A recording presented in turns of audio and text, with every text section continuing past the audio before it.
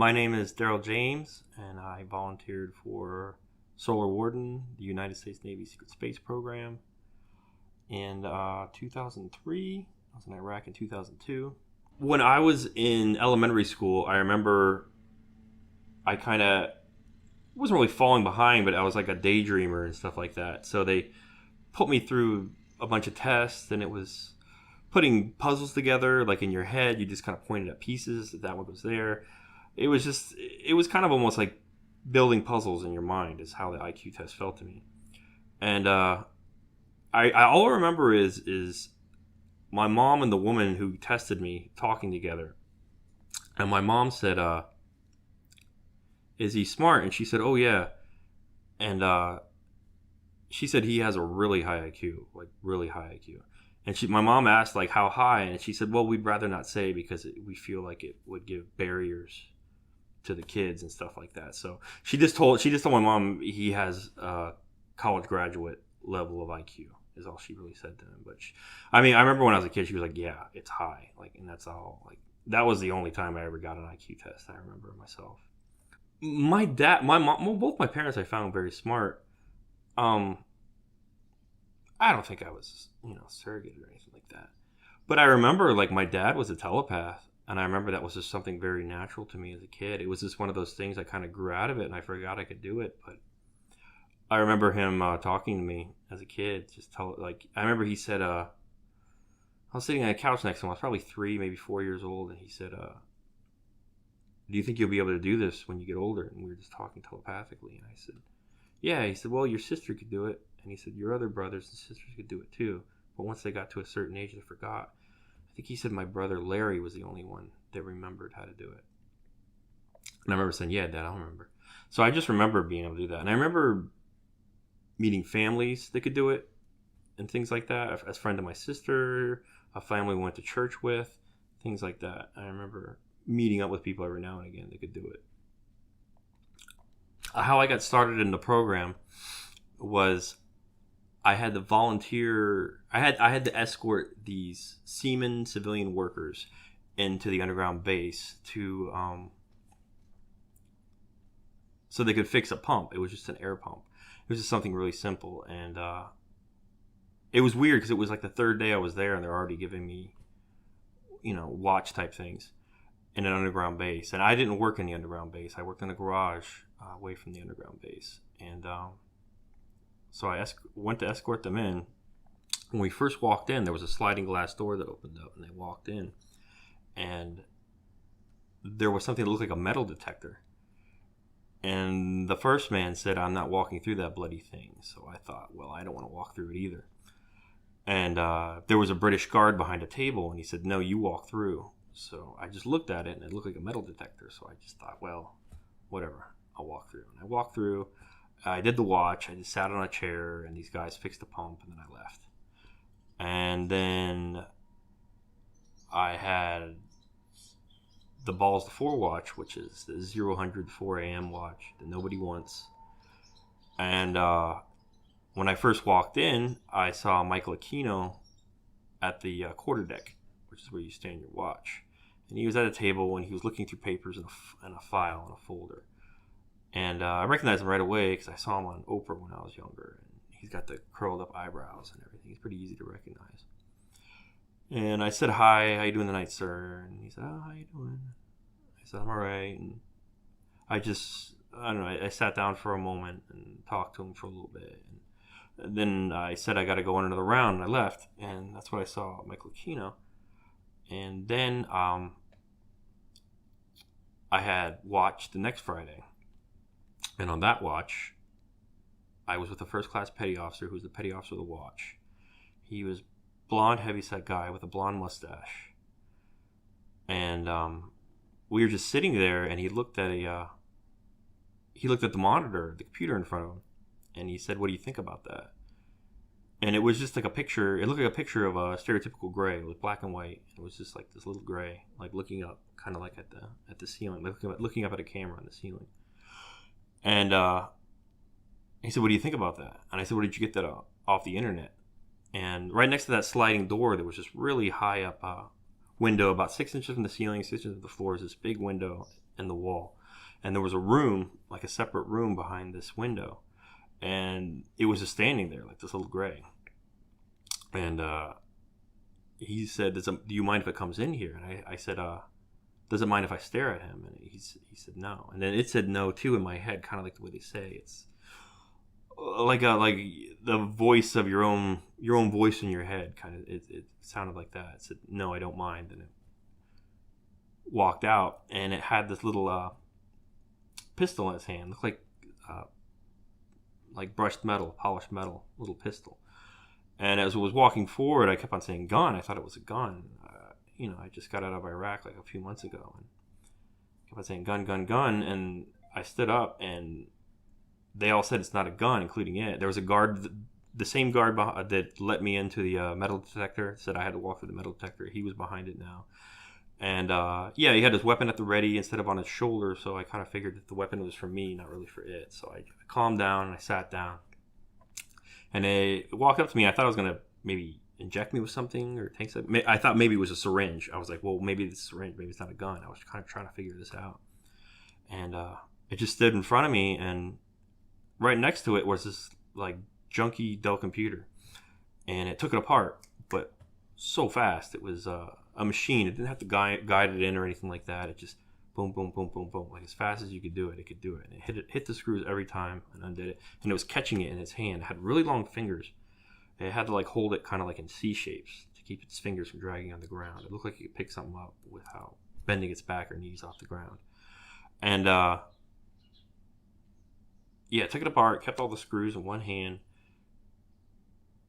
popped out 2 gigs of RAM, put them on like a table above it, because it was short. So I put it on a table, grabbed 2 more gigs, snapped them in, put it all in, slid the cover back on, grabbed the drill again, and it just started like resetting, kind of like that. It kind of flicked its wrist, and it was able to just set a screw in between its fingers, and it's boom, boom, boom, boom, boom. It did it one after another, almost as fast as it took it apart. And he said, "What do you think about that?" I walked away. It gave me a chance to look at it. I remember that.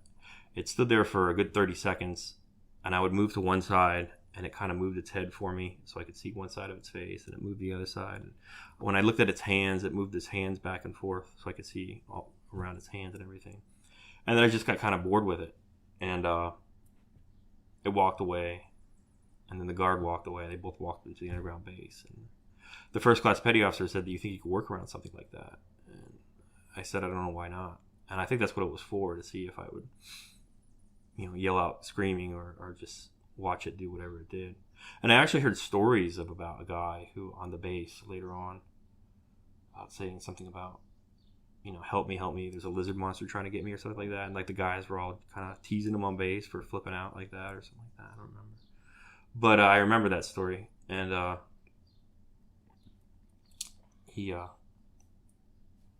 I did that. I watched it. And I remember the first class petty officer, he was giving me a bunch of questions and stuff like that. He looked at his computer, and he said, "You're smart." And I said, "What do you mean, like 140, 150 IQ?" And he said, "More like 190, 185. And he said, I said, "How do you know that?" And he said, "Do you see that machine you walked through when you first, came to the base? And it was the metal detector." And I said, "Yeah." And he's like, "Yeah, that does everything." And he started telling me things like, "You smoke," because at the time I smoked. And he said, "But you don't have any blood clots." And he goes, "Well, that's because you drink, and I used to drink back then." So he could tell, I guess, I smoke. He could tell I drank. He could just tell all these things of whether or not I had blood clots anywhere in my system. It was just like this completely, really complex CAT scan. It just did everything. And he said, he asked me if I had any tattoos, and I said no. And he said, "Good, the Germans don't like tattoos." And I said, "Germans?" And he said, "Yeah, there's Germans up there." He kind of really didn't want to explain it, almost like space. He kind of explained it like, I don't know, he was just kind of avoiding the question. I said, "You mean like space?" He goes, "Yeah, it's kind of like that." He didn't really see it as space. And he said they were on the moon and beyond and things like that. And he said, and there's other ones that look like us, ones that don't. And he was just being very vague, and I really couldn't figure out what he was talking about. And asked me if I had any hobbies I do now or I used to do. And I said, well, I used to play classical guitar. And he said, "Oh, that's really good. They'll like that." And he's talking about the Germans and other beings and stuff like that. And then he said, the guy. He was talking about the guy on base who did all the passed all the PRT tests with like top scores, the physical readiness test. Did the most push-ups and sit-ups and ran the fastest. Everybody knows that guy. And I said, "Yeah, I know him." And he said, "That's me." And I was like, "What?" And the guy was like 19 at the time or something. He's like, "I'm 35 now." He's like, "I joined the 20 year and back." And he was telling me about 20 year and back.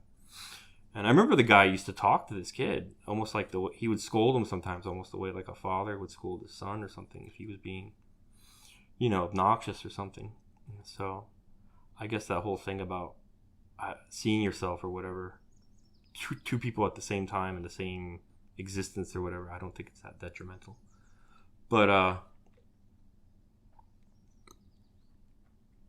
yeah, so I talked to that guy, did that.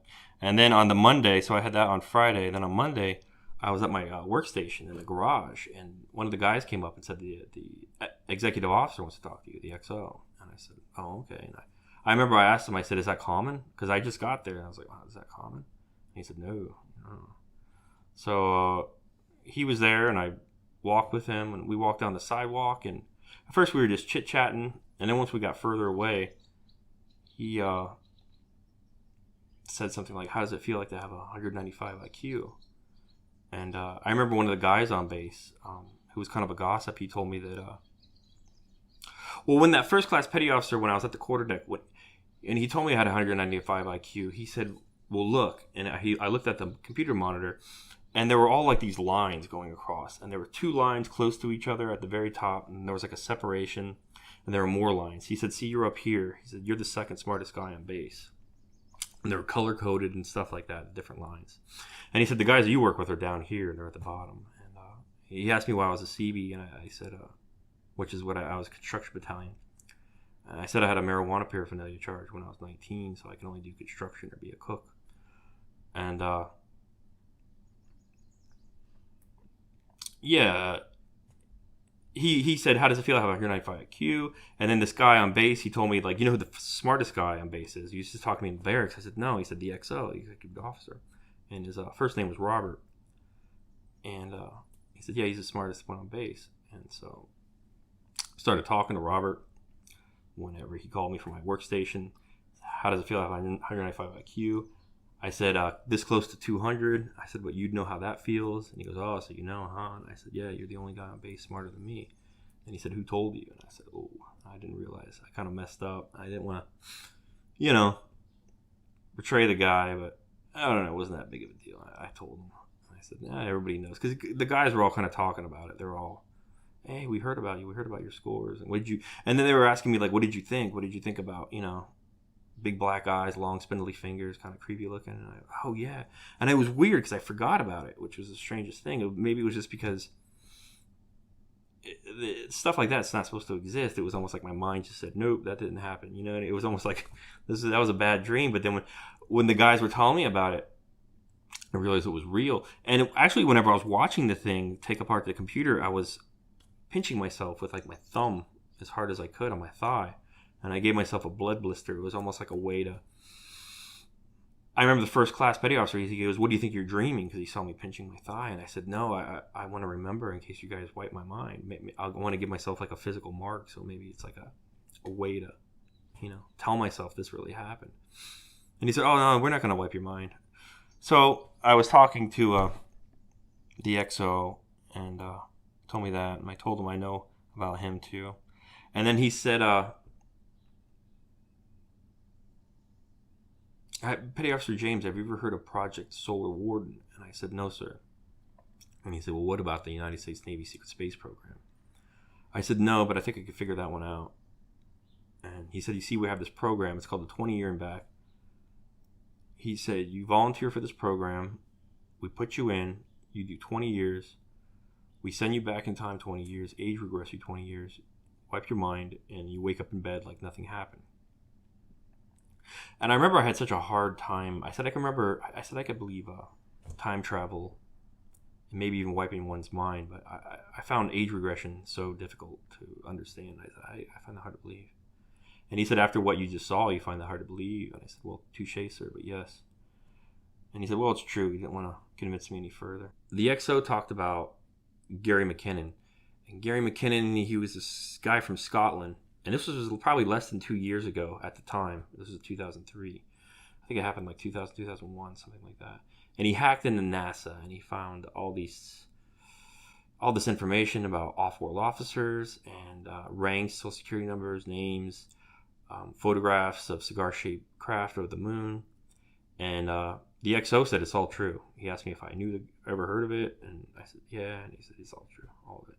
Off-world officers, cigar-shaped craft over the moon. And then, I don't know if I went to... He said we have this program, it's called Solar Warden, United States Navy Secret Space Program, and 20 year and back, he told me about being age regressed. I would be put into the program, I'd be age regressed 20 years, and then my mind would be wiped, I'd be sent back in time 20 years, and I'd wake up in bed like nothing happened. I was not promised money, and because I remember asking him, I said, "Will we be getting paid for this?" He said, "Nope." And he told me I'd make commander and I'd make pilot. And his biggest thing, which was my biggest thing, I guess, at the time, was he said with my scores, I could be a pilot of a 4-kilometer long starship. And that sounded all right. And he he's like, "You hear what I said? This is like the opportunity of a lifetime." And I remember I was like even then I was just, that seems so large, 4-kilometer long starship. And I remember I was just kind of like, "You mean like a ship on the water?" Like that. And he's like, "No, up there." He just, "Yeah, it's up there." And it was just very matter of fact. And this was all this very difficult for me to believe, the way he was just talking about this. Like, he talked about almost like it was something I should have known, something he knew his whole life, and I that most people know, but for some reason I didn't know. I don't know how to explain it. But my biggest thing, the reason I did it, is I told him later on in the conversation, I said, I walked through that machine, going to the quarterdeck, and it said it gave all these vitals. It told whether I had blood clots, whether I drank or smoked, my IQ. I said, my father died of a heart attack of something called a widowmaker, where he really didn't have any kind of warnings. It was just a piece of cholesterol built up in his artery in his heart. It broke off and he died. I said, if we had a machine like that, we could have saved his life. I said, why isn't technology like that available to the public? And he started going on about things like, I don't know, population control, and, it would just get out of hand. And I said, well, there has to be like a side or something that wants to bring this to the public. And I remember he said, "You mean like a traitor?" And I said, no, nothing like that. I said, but there's just got to be, some sort of faction or side, or there has to be a group of people that want to bring this to the public. Whether or not this has been implemented in airports with their metal detectors, I couldn't say, because I don't think so. But it looked just like that. I mean, it was nothing different. It even had like a little ramp that you kind of had to pick your feet up so you wouldn't, accidentally stub your toe. And I think I remember seeing like a flash of blue light or something walking through it. I think I went through it like twice, 2 or 3 times. They didn't have me go through it very much, but I remember seeing, I think, just like like a flash, a split-second flash, like a blue light or something. If they did tell me the name of the machine, I don't remember. I do believe the first-class petty officer did tell me that, because he gave the name, and I don't remember, because it was just at the time, I mean, my reality was just falling down around me, and I was just and he was just shooting one thing after another at me, and I just saw this little brown thing, and I had never seen anything like that before. And I don't know, that's the best way I could put it. It was just so altering to my reality that he was telling me things that it was just kind of just going one ear and out the other, and I was just trying to process like what's happening. And but yeah, I don't remember the name. He did give me the name, and whenever I said, "You mean the metal detector?" and he said, "Yeah, I guess it does kind of look like that, huh?" But yeah, I remember also just in the underground base, if this is anything, just the guys who worked there, it was just really, they had to get naked when they went in and weighed, and then they had to get naked and get weighed again coming out. And I think there could only be like a 1/4 pound discrepancy, so in case you tried to swallow something or anything like that. So it was really, really, really crazy. These are the guys who went deep into the base, and I didn't have to do anything like that. I remember I went down like a second time, and I don't remember what it was, to help some civilian contractors or construction workers, but I never saw anything again. I did go further, but as far as my memory, because at the time I had no memory, but I did go deeper. There are caverns and everything like that under the underground base, like carved out from the stone. And I got to see all that, but at the time it just wasn't,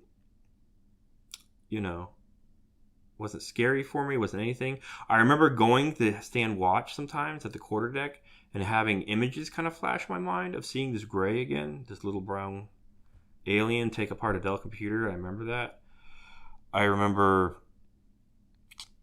seeing someone walk past the quarterdeck and they pointed up that window and they said, "Oh my God, that I hate that window," or something like that. They said. I remember going to I made brownies or something for the Navy ball to raise money for the Navy ball, give $1 and eat a brownie or something. People made all these baked goods, and I sat it down at the table, and when I turned around, it was Michael Aquino, and he was just standing there in his uniform, and he was smiling at me. And this was after he, tortured me for a couple days. But it was almost like I had no recollection. I had no memory of it at the time. And I remember me looking at him and him looking at me. And I think I said something like, "Can I help you, sir?" And he said no and walked away. Yeah, later on, I did have memories of Michael Aquino and him torturing me for days. And I was drug under I was taken deeper under the underground base. And it looked almost like Adobe huts. It kind of reminded me of that technology that people talk about where you can put machines through that turn the stone and earth into glass. It's so hot and it carves out the underground bases, but these were more just like hallways, and there were doorways and things like that, and everything was smooth, but it was still like rock and clay, but it was carved out too. And I just remember, I remember coming to, and I was out of it. I had just got out of the density chamber, and whenever you get either put up or pushed back down to the third, I was in fifth, and I was pushed back down to the third. You go through almost like a temporary amnesia, I guess you would say. Right? You really don't know what's happening. You're confused. You really don't even know your own name. And I remember being drugged because I remember waking up the morning after, or I did it Friday. I missed Saturday. I woke up on Sunday. I don't know where Sunday went, but I remember the tops of my feet had clay on them, and I remember I had singed hair on the hair of my head. I had singed hair on my chest hair. And so going back deeper underneath this underground base into the caverns, I remember being drugged by a man and a woman, and I was naked, and I remember the tops of my feet dragging onto the ground, and that explains why I had clay on my feet, on top of my feet. And I remember the man was on my left and the woman was on my right, and they were wearing like black robes, black cloaks. And the woman said, "I'm tired. He's heavy. Let's take a break." And the man said, "Okay." And she let go of me, and I was just kind of hanging with my left side. He was still holding me. And I was looking around, and I remember this little girl, I think it was, scurried up in this cage. There were like these dog kennels, and they were stacked up. They were stacked up like, I don't know, probably 3 or 4 high by maybe 4 or 5 long, wide. And she scurried up really quick and banged her front hands on the front of the cage. She was really white, and her hair was stringy and matted. Her eyes were really dilated and wide. She almost reminded me of like those kids from that movie, The Grudge. Just extremely pale, very wide eyes, matted up black hair. Probably just from being so dirty. And I remember the woman, she hit the front of the cage with her fist, and she said, "Get the fuck back." And the girl kind of went back. And I remember just looking around, and you saw like kids huddled up in the back corners of these cages and stuff, just looking at me. And they were all the same thing, just very pale to the point where they were white. Eyes were wide, dilated, like they never saw the sun before. They had very dilated eyes. And then next to them, there was like this cage. There was kind of like bars just embedded, I guess you would say, in the earth. And there was like this part just carved out of the earth. It was just like this kind of a cage.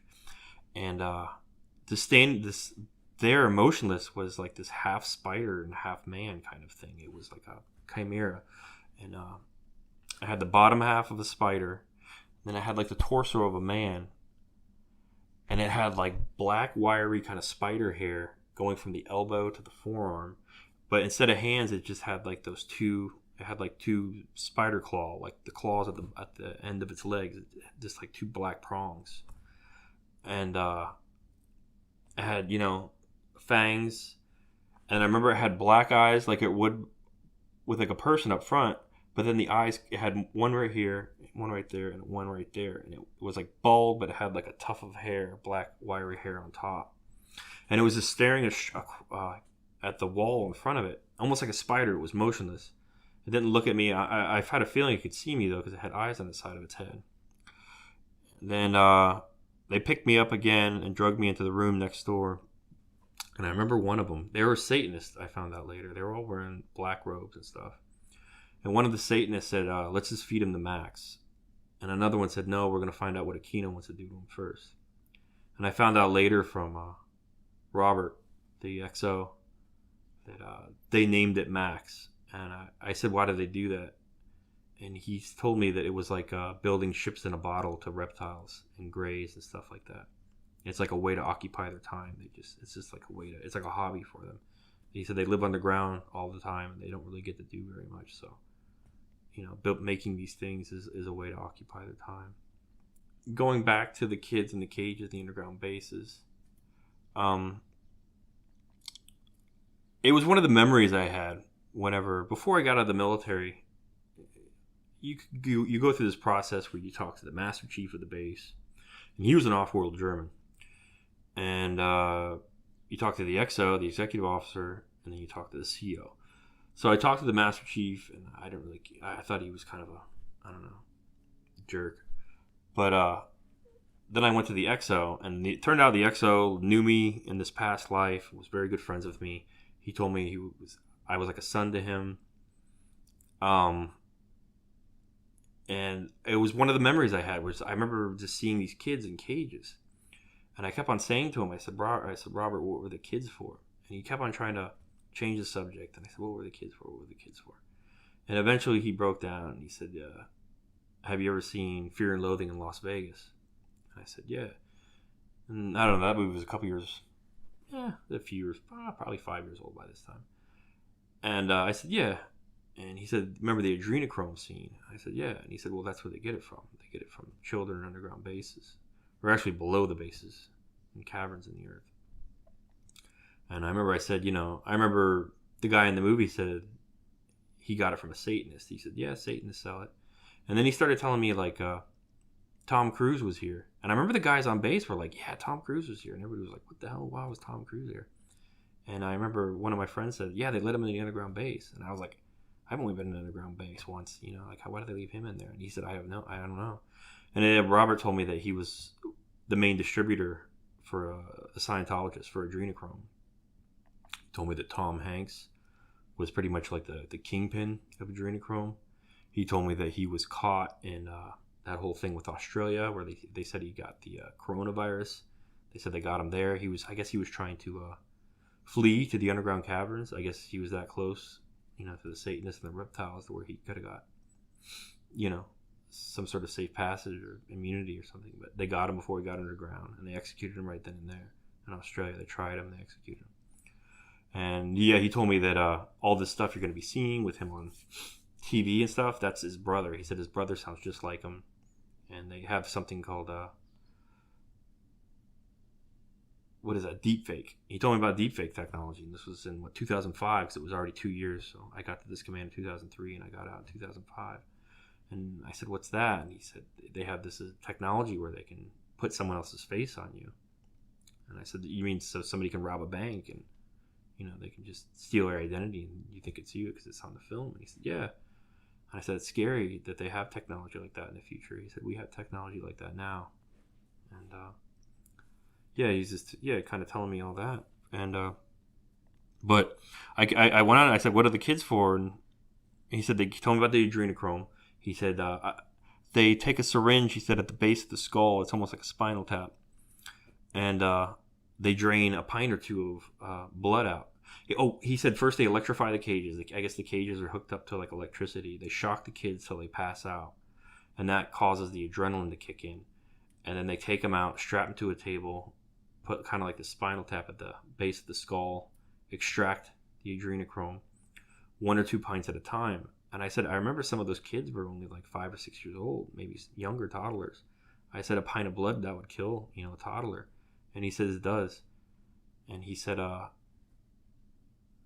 they grind them up in something that looks similar to a wood chipper, and they feed them to the other children. And I guess that's what they eat. And yeah, I remember I told him about the girl. I said, I remember the girl slamming her hands on the cage. And he said, she would have attacked you if she was out. He said, because they're feral. They don't know how to speak. They've never been held. They're just feral animals. And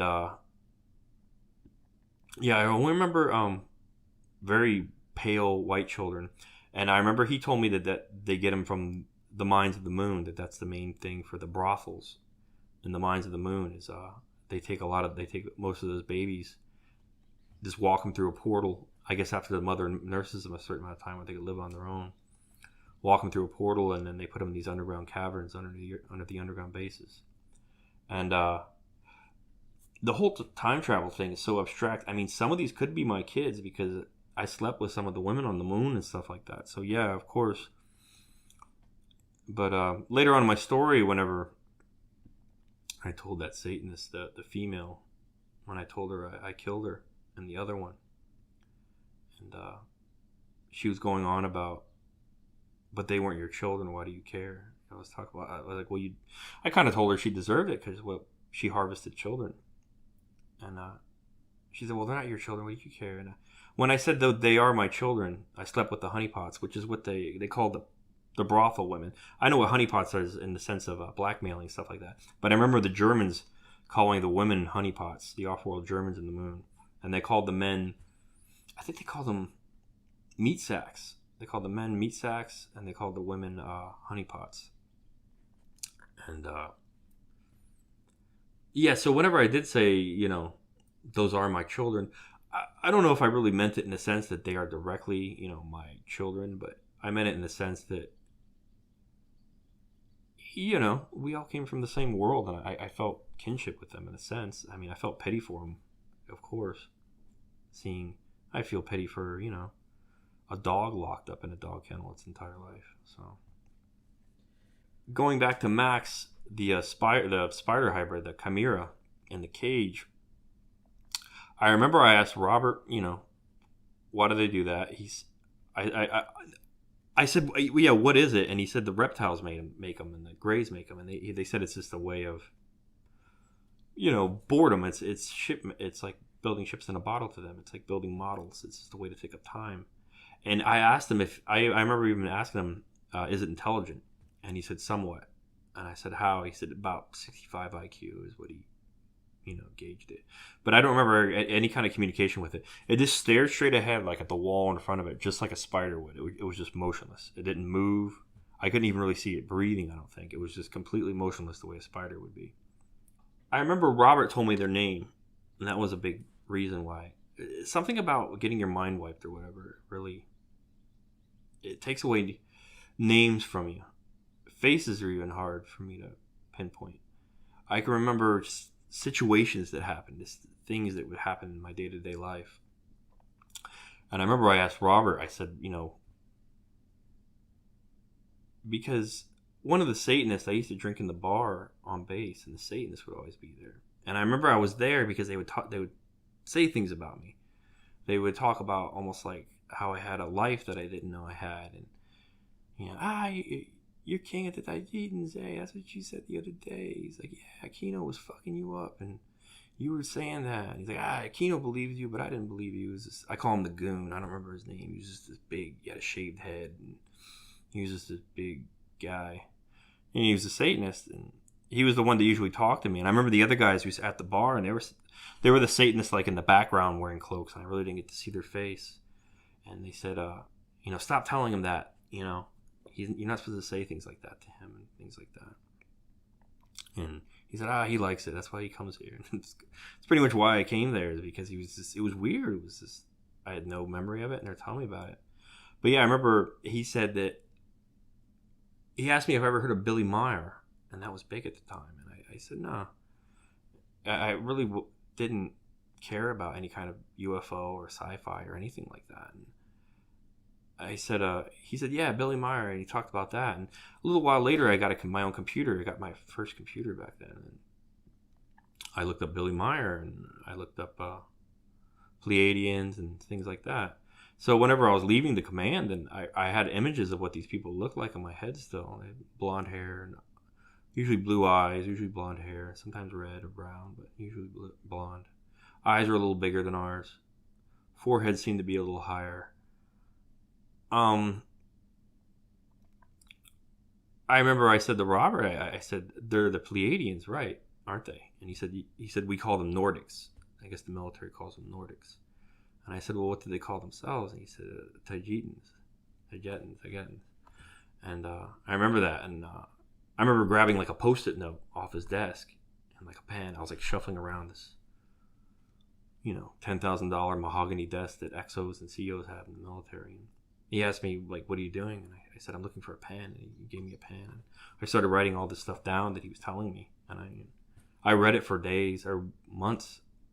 And it was just too much for me, and I had to let it go. I had to throw it away. I couldn't read this every day. It was going to destroy me, as he said. And I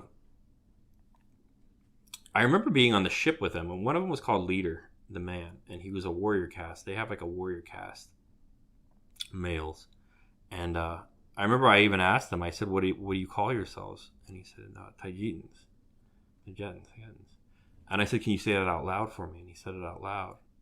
And then he asked me why did I ask to say it out loud, and I said to him, speaking out loud was the way I communicated most of my life, as a kid. So it's just a way for us to remember things more when we say it out loud to ourselves. So you didn't understand why I wanted that. When I first joined up the 20-year and back, I was taken to something called a density chamber. I was taken by a reptile. I remember Robert told me before he left, he said, you're going to be escorted by a reptile, and he's big. I didn't realize how big it was going to be. And it was about 9.5 feet tall. It wore one of those skin tight, like blue uniforms. And it was just huge. It's probably about 9.5 feet tall. Brown. Had like alligator eyes. I remember it kind of had ridges going down its head. Like mohawks going down. Flat face. Had a mouth that went all the way across and then went up. And it took me to something called a density chamber. I had no idea what it was. I never saw it. And it had one of those airtight doors, and it had a chair in it with holes with straps. And I thought it was a gas chamber or something. I thought it was an execution chamber. I thought they were trying to kill me. So I tried to run. It grabbed me, threw me back in the chair. I was trying to just get away, doing everything I could. I was pulling its thumb. It grabbed my hand, and I remember grabbing its thumb and trying to get it off of me. And it headbutted me, and I knocked out. And I came to, and I had more straps attached.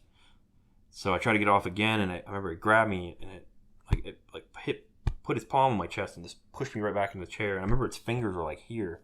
I could feel its palm here as well. And it did almost like that alligator kind of mating call where it's a deep frequency rumble where you can't hear it, but you can just feel it in your chest. It's almost like a percussion, the rumble. And it did that at first, and it leaned in close to me, and then I could hear the rumble like audio, and then like a growl almost, like a reptile growl. And it said, "Don't make me hit you again." And as soon as it got close enough, I gouged its eye with my thumb, and because it was just like a fight or flight thing, and I was punished for that. I was supposed to go directly to a ship, but then they punished me for that. They were going to give me, I think, 40 years. I remember Robert said they were going to give you 40 years on the Mind of the Moon. And something that they do to people, like, I guess what I did was considered, a horrid offense. But, high-ranking officers or politicians and things like that, they'll actually put people in the Minds of the Moon as punishment if they murdered their kid or something like that or did them wrong. It's usually for something really, really bad due to another person. But they'll give you 40 years they'll age regress you and they'll send you back in time 40 years, but they don't wipe your mind. And most people commit suicide within like 6 months when they still have, memories like that of the 20-year back. Yeah, as far as what the reptile looked like, he had a flat face. He had gold slitted eyes like an alligator. He was very dark brown, so dark that it was kind of hard to see him, like the details in his face. I remember ridges going down his head. I remember the mouth going straight across and up. Just huge, 9.5 feet tall, but muscle-wise, he was just unbelievably strong looking. The chair, the density chamber, what that's for. I remember the night before it happened that I volunteered for this. I remember, I don't know if I was in the lounge at the barracks. I think I was in the TV lounge area. And there was a door open across the hall, and there was this guy talking about, it was almost like he wanted me to overhear him. And he was kind of like getting me ready for what was going to happen. He said, you're going to be escorted, and you're going to be strapped to this chair, and it's called a density chamber. He said, because we're only third density. And ETs that we work with, majority of them are fifth density. He said, once you go up in the fifth density, you'll become faster, stronger. Your IQ will go up 200 points about. He said, you'll become more of a collective. Like when you're in a group of people, you kind of become that group. And he was almost like he was telling me this stuff. And I remember when I came back after the 20-year back, and, after gouging this thing in the eye and getting tortured for days by Kino, I remember hearing him say in this open room, acting as though he was talking to another person, maybe he was, he said he wasn't ready yet.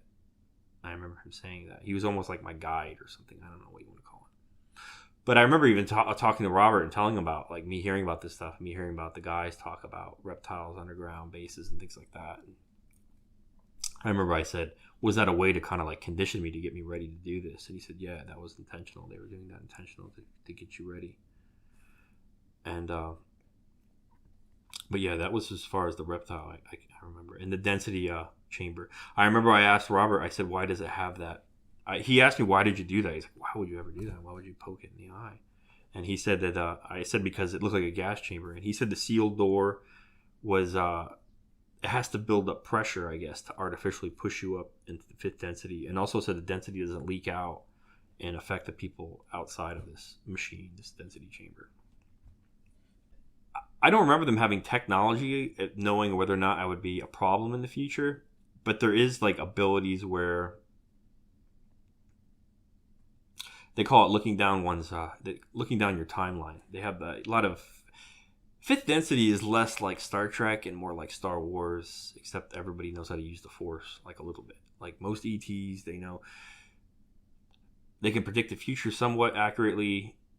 And it's weird when you're fifth density. I remember it's not just.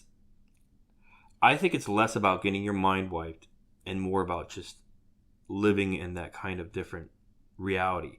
I remember feeling as though I would become sometimes swimming into the future and then going back to the present, like not swishing back and forth, not really know, like, am I here or am I like 5 years from now?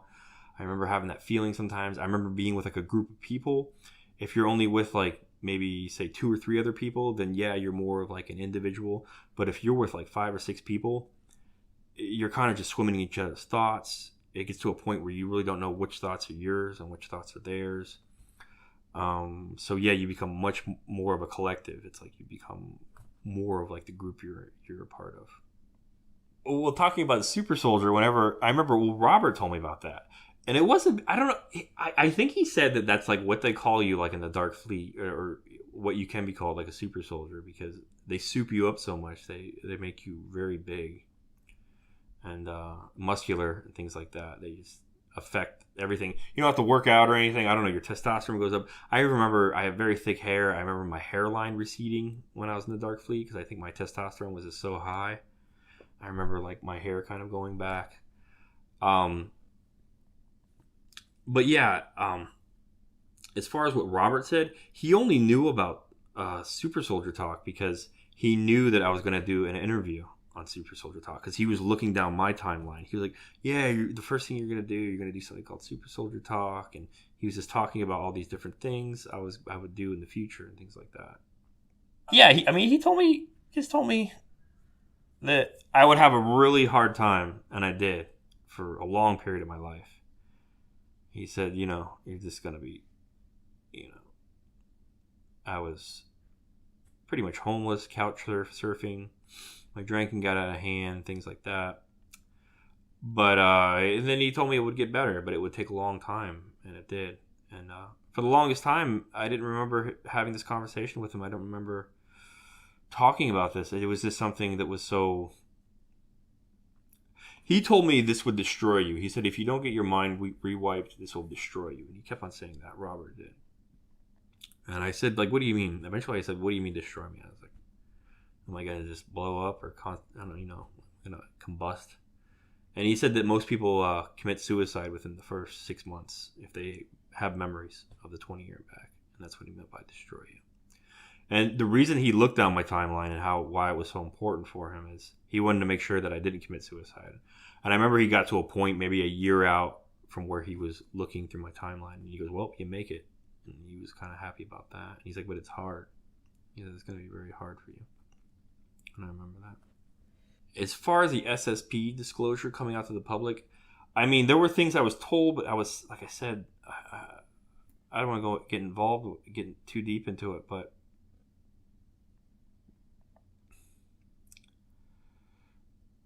I believe he was saying that, yeah, some of these things are going to be exposed eventually. But he says it has to be done very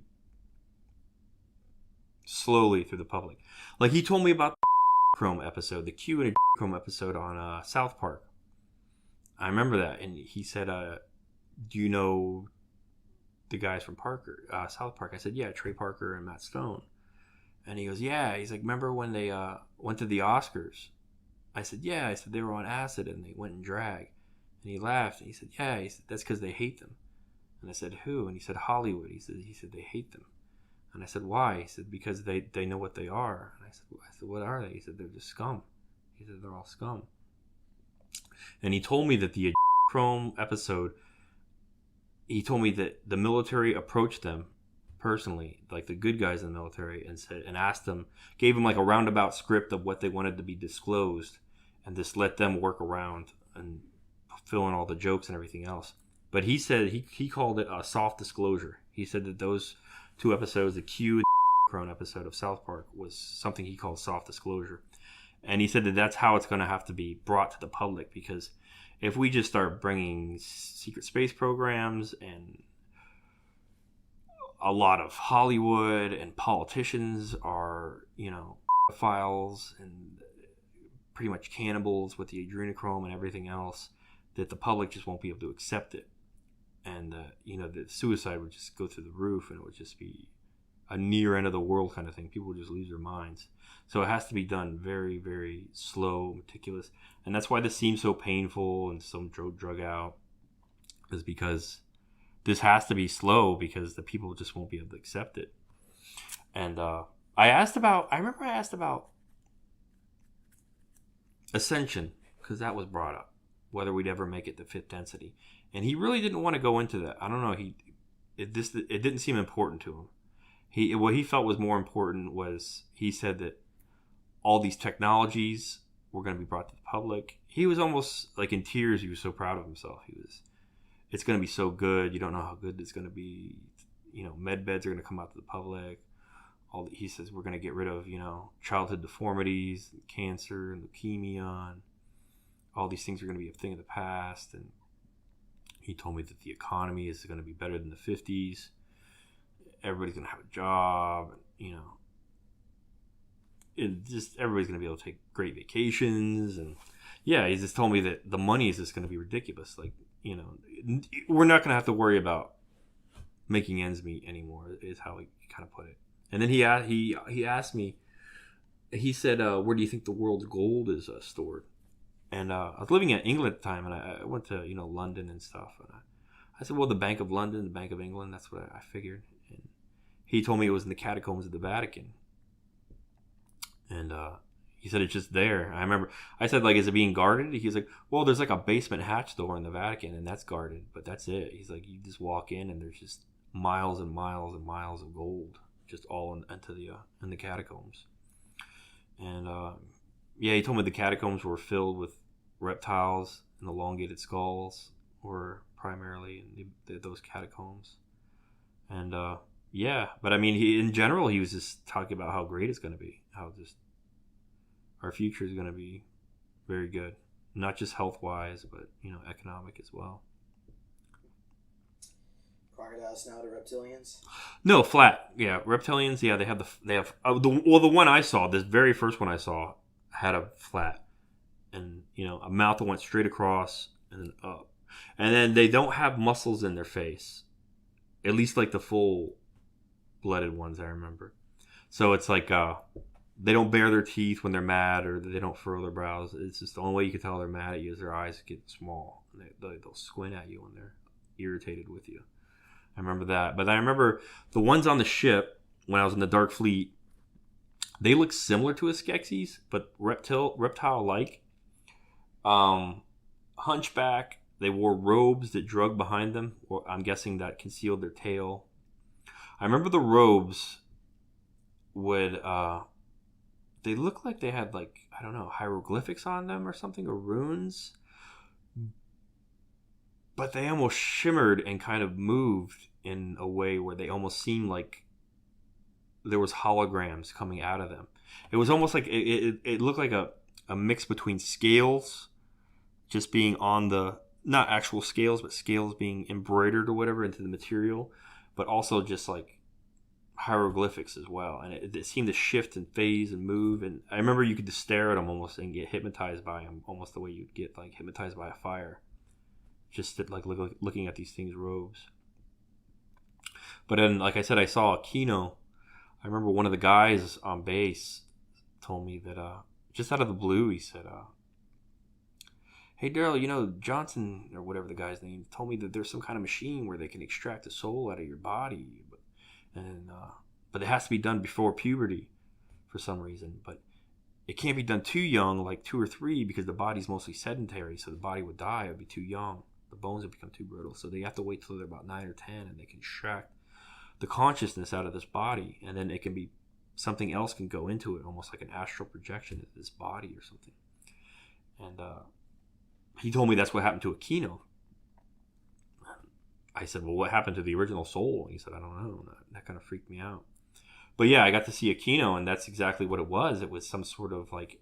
He told me he was a native inhabitant of Earth, but he was like a reptile. He told me that he was once worshipped in Egypt, ancient Egypt. And he looked like a snake pretty much. He looked like a snake's head coming out of like... He wore a hood, like a red hood with a red robe. I think there might have been like runes or hieroglyphics kind of like around the robe, around the hood. But yeah, he looked pretty much like a snake guy. And he told me he was pure black. He had very like big, thick scales, like in the sense that they were kind of like lumpy. He kind of looked almost lumpy. He had like these big scales all over him. And he was shiny black, like onyx. He was almost like a mirror. He was so shiny black. And I remember I asked him things like, "Do you shed?" And that was insulting to him. He said, "No, I don't shed." Because I told him he looked like a freshly shed snake. And I asked him to take off his hood so I could get a better look at him. And he said no. And he was very obsessed with me calling him sir. It was almost weird. He was almost more like it seemed like he almost had like a personality disorder, this reptile, where he thought he was Aquino. Like he seemed to think like he was more Aquino than he was whatever this reptile was. And like I said, whenever you get out of the process of being pushed back down to the third density, it's like you go through almost like an amnesia. The last thing I think I can remember at the time was being picked up from the airport by a first-class petty officer and going to McDonald's in Newquay, England. I think that's like the first thing I remember. And then all of a sudden, like I'm being tortured by like these snake monsters or whatever, these reptile things, and there's like guys in black cloaks in this room, and so I really didn't know what was happening. So I wasn't calling him sir. I don't know what I was thinking. But it was weird. It was this. He kept on wanting me to refer to him as an army officer, and it was like he kind of thought he was more Aquino than he thought whatever he was. I'm not really sure how to explain it. When I went to the moon, I went there as punishment in the mines of the moon. And I remember I asked Robert before I got out. I wanted like a timeline or something. I said, I remember being in mines. I said, was that on Earth? He said, that was on the moon. I said, I was on the moon? He said, you were on Mars too. I said, well, when was I on Mars? He goes, in the Dark Fleet. I said, and then the rest of the time I was the Solar Warden. He said, you were with them. And then that's when I brought up that, they're the Pleiadians. He said, we call them Nordics. That's what they call themselves, Aegidians. And then, yeah. So, but he told me I was 3 months in the Mines of the Moon, 2 years in the Dark Fleet, and the rest of the time I was with them. And in the moon, I remember one time there were Germans and reptiles on the moon, maybe some grays here and there, the tall ones, tall whites or whatever, like the big tall grays. And I remember like a group of women being like pushed around or something like that by Germans, and they were like crying. And then I remember one of the Germans saying, "Get those honeypots up there." That's all I remember, like that word honeypot. And but yeah, on the Mines of the Moon, you work in groups of, I don't know, 5 or 6 or so. And if somebody in the group wasn't working hard enough or whatever, they had these shock collars on you, and they would shock you, like it was like a group kind of punishment for if one guy messed up. And I remember there was actually a guy on base. I didn't really know him, but he was one of the ones that talked about being on the Mines of the Moon and how great it was and stuff. And I remember he was in my group, and one of the guys just refused to work. And I remember we would take breaks. I guess we would work so long, we would take breaks just in the mines, and we would just fall asleep on the ground. And this guy that refused to work, this man I knew on base who had memories of the 20-year and back himself, he wound up killing this guy with a rock because the guy just refused to work, and we just kept on getting shocked because of him.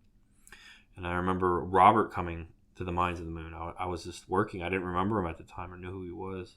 And I remember he went to one of the Germans and he was talking to him. And then the same German, he came up to me and he had some sort of device, like a box or something, and he kind of like waved it over me. And then there was a German that really hated my guts. He was good friends, I guess, with the reptile that I poked in the eye. And he was actually a first-class petty officer in the Navy. And I remember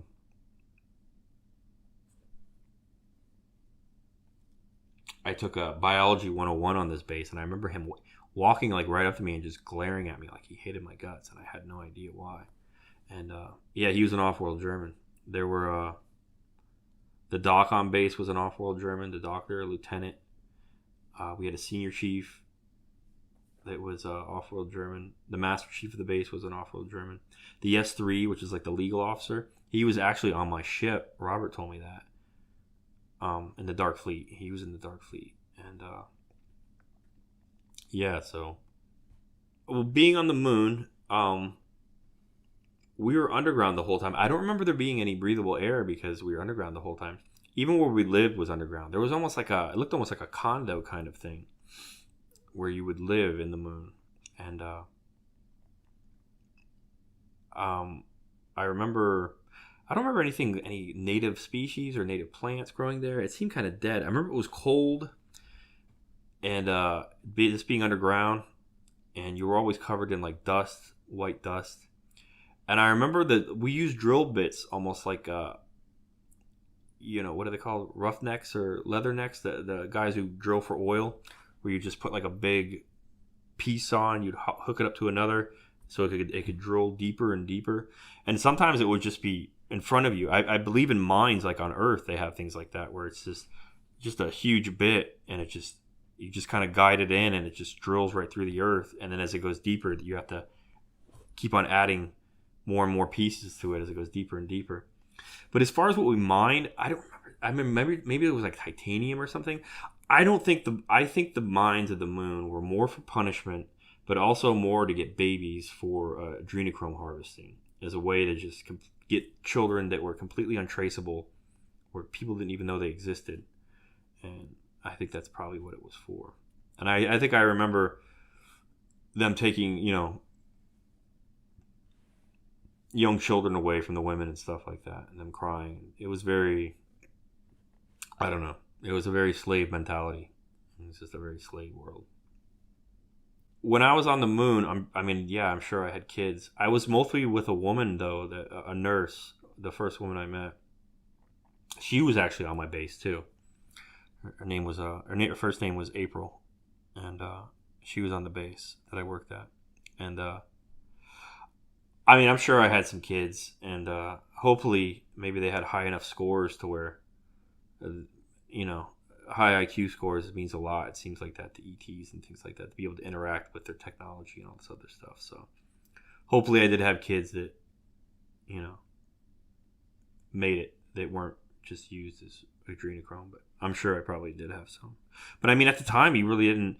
That was your only motivation to work, was just sex. You got fed. You didn't get money. There was no leisure time or anything like that. You just got time to like go to this brothel kind of area, and that was your payment.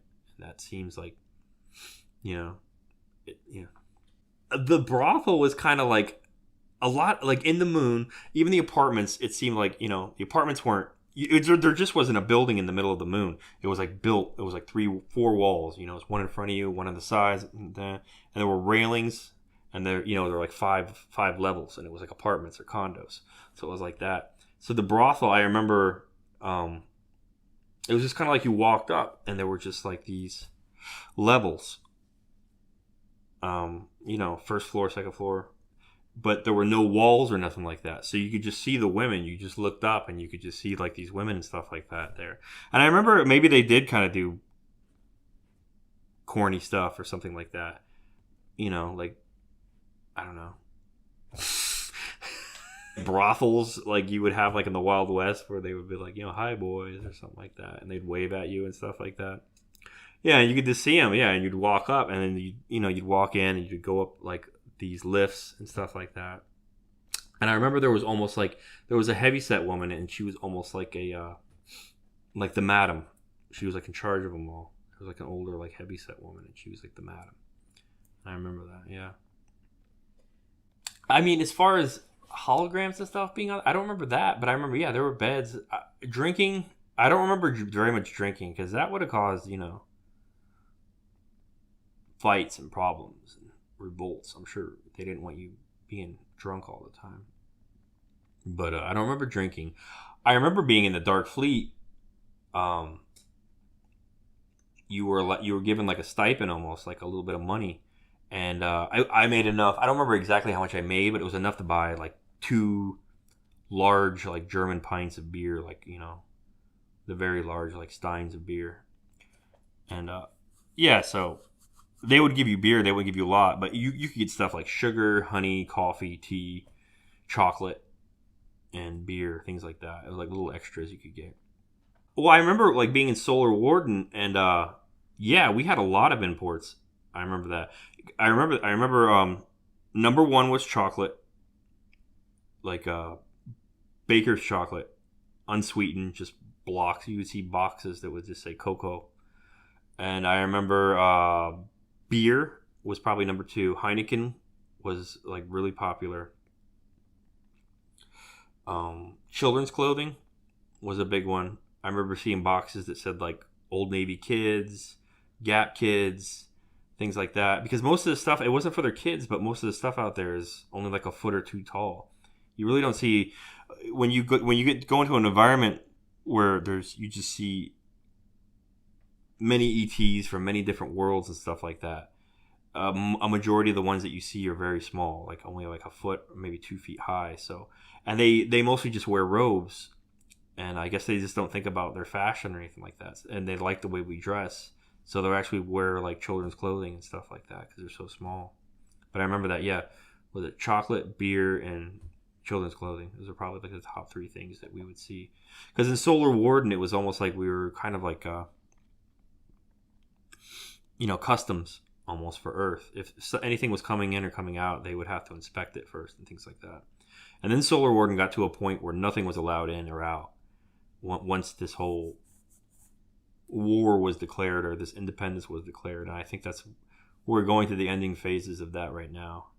And I remember us shooting down craft, trying to get away. I remember Robert telling me about it. I remember him saying like they're scared, they're trying to get away. He told me that you would see things like strange comets with like maybe gold or silver sparks coming out of them, and they would say it was things like space debris, but he said a lot of times it would just be their ships being shot down, and that's what we were seeing. Well, in the Dark Fleet, they really didn't explain anything to you. It was almost like having a real job in the sense that some people said that the Earth was dead, that there was a war, that nobody could ever inhabit it again, or maybe for 1,000 years or 10,000 years. Or it was almost like having a real job. It seemed like people would just tell you different things just to confuse you more. As far as movies or contraband, I remember the Germans. I think they did like Disney movies. I remember they did. I would talk about Disney movies.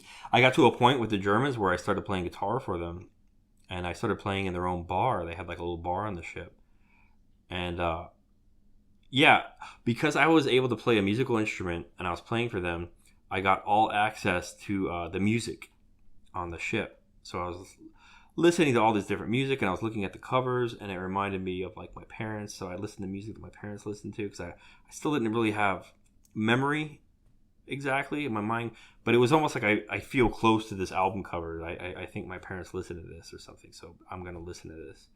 And I remember guys coming up to me, like twice, I think, 2 different times, guys coming up to me and trying to bribe me for music and things like that, as far as just what I had access to.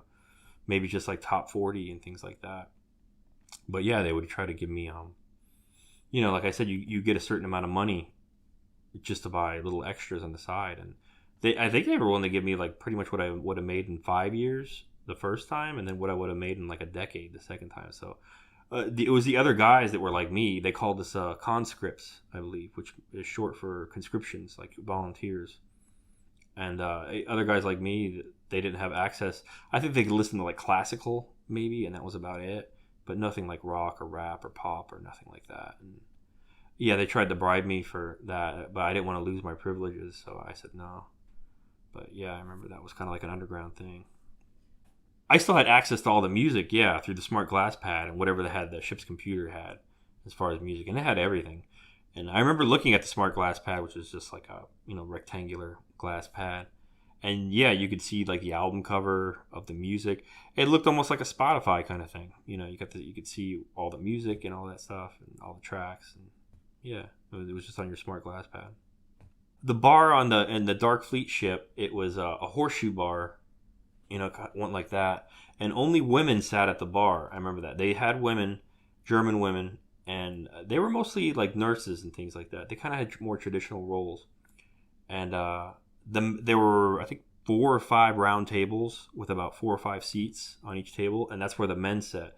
And I remember they would pull up their tables so they could get closer to me, and they all sat down. And I remember there was a bartender, and the Germans would usually buy me like a pint or 2 of beer every time I played. And they spoke English in front of me. They would usually speak German, but since I was there, it was almost like a respect thing. It was kind of interesting. They would speak English in front of me, and they would talk. And I remember they would do things like they would, they would slap their thighs just like a German. When they think something's funny, instead of clapping their hands, they would have like those kind of mannerisms and things like that. And yeah, they just wore, it looked like a Gestapo uniform, almost like a black uniform. And yeah, I remember the only one that would talk German in front of me probably was the captain, but I don't really think any of them really liked the captain very much. But yeah, besides that, all of them were very nice and polite to me. I remember I got to a point, I remember, where I think I got too cocky or something, and there was this one German woman, and I liked her, and I thought she was pretty. She was a nurse. And I remember whenever you had a major injury, I really didn't suffer that many injuries. Most of my injuries were from the reptiles because I either didn't want to do something or I didn't do it properly, and they would torture you and things like that. And then they would put you in a med bed or a healing tank, and they'd fix you up. But then you always got like the human touch. There was always like a nurse that would actually do an actual physical to make sure you were fine before you were allowed to be checked out. And it was this German woman that sat at the bar, and I remember she was checking me out one time as far as like a physical. And she said, "You can look at me, you know." And I explained to her that if I was to anger you or upset you, she could just say anything. She could say, you know, he made a pass at me or he tried to kiss me. And I would be in a lot of trouble. I would be tortured for, that would be a big deal because they didn't want you doing that at all. And I remember that. I remember being at the bar and I got good into piano. I started playing a little bit of piano. I started getting into violin, flute. But this was, at first I got into a piano after guitar. And I was playing a song. And I remember the Germans like Elton John songs. I remember being at the quarterdeck and one of the Germans who was a chief, a senior chief, said he was talking to another, I think a lieutenant officer, he's probably another German. He's like, "Yeah, you like that song?" He was talking about, I don't know. He's just talking about Elton John songs. Like, "Yeah, I like him." The guy said, "You know he's gay, right?" He's like, "Oh, no, he's not." Things like that. And then I remember the German came up to me and he said, "Do you like Elton John?" I was like, "Yeah, he's all right." He's like, "Really?" He was like, "Ah." And he was just kind of like coming up to me like, "Hey, you were the guy that used to play piano." And I remember he was also the same guy whenever I first got back. He saw me and he goes, and he was this German. I think he was a senior chief with glasses. He hated me too. He was skinny. And I remember him saying something like, "Oh, I thought he was supposed to be with us now." Like he couldn't figure out like why I was back. I was supposed to join the Dark Fleet. And, but yeah, when I was playing piano and I was singing and I was making eye contact with this German woman at the bar, and her friends started laughing and they were like giggling and like laughing, and it really pissed off the captain. And I remember he took us both outside and like out in the hall, out away from the bar, and he was just like yelling at us both. And you know, in the bar in the Dark Fleet, I remember Robert saying when I did join the Dark Fleet that they weren't going to accept me because I was only, I think, 8% German or something like that. He said, "You're mostly Welsh." And as far as the way that women dressed,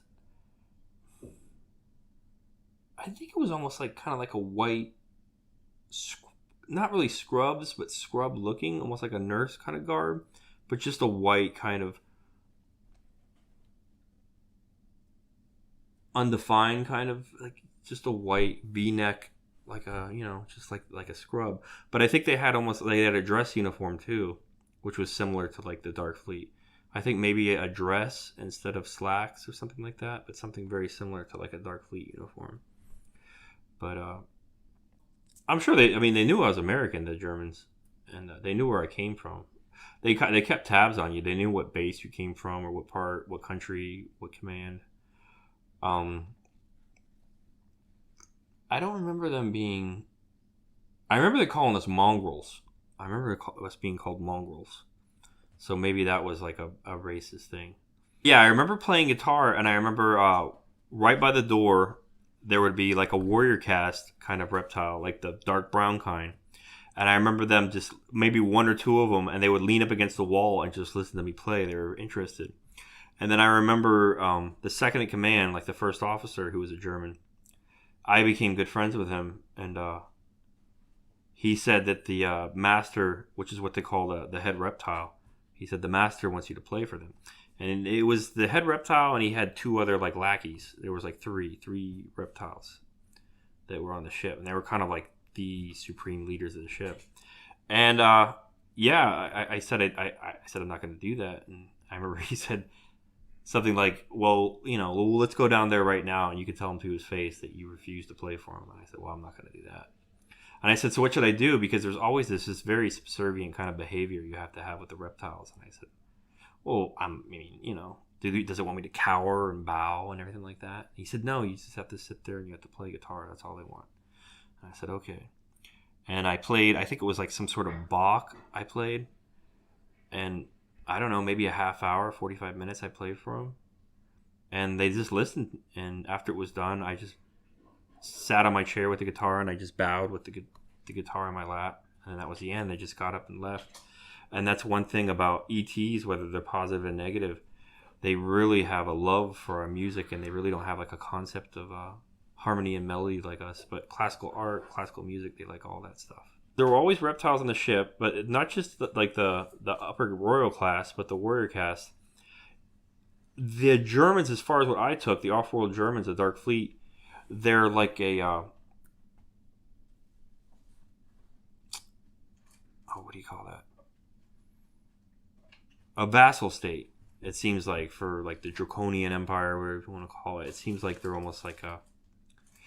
It seemed like the Germans. I guess I remember hearing things about like the Vril Society, the channelers and stuff like that, they were trying to find ET tech, the Germans, and I think the Germans at that early moment in the 30s and 40s found out that